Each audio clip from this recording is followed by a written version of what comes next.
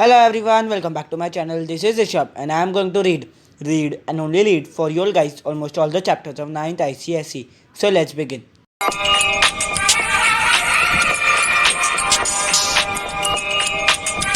So today I am going to read a short story, chapter number 5, A Face in the Dark by Ruskin Bond from the textbook Treasure Trove. So let's start reading.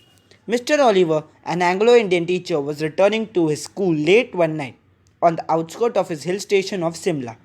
From before Kipling's time, the school had been run on English public school lines, and the boys, most of them from wealthy Indian families, wore blazers, caps, and ties.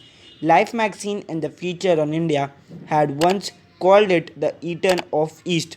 Mr. Oliver had been teaching in the school for several years.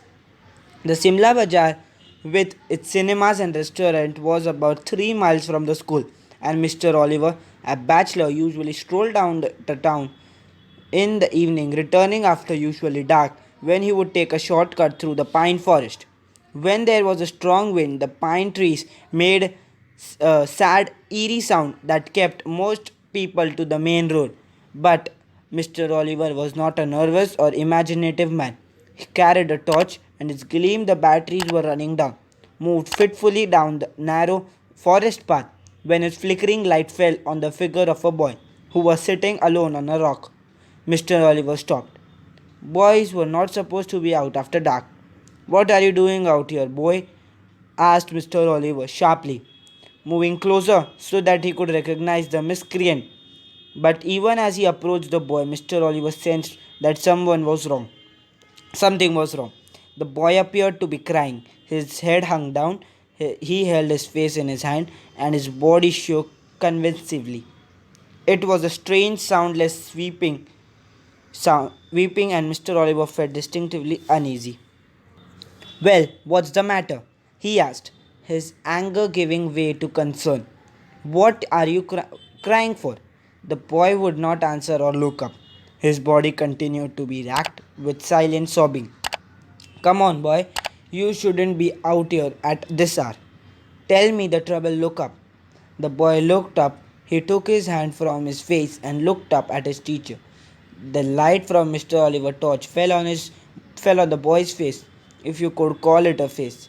It had no eyes, ears, nose, or mouth. It was just a round, smooth head with a school cap on top of it. And that's where the story should end.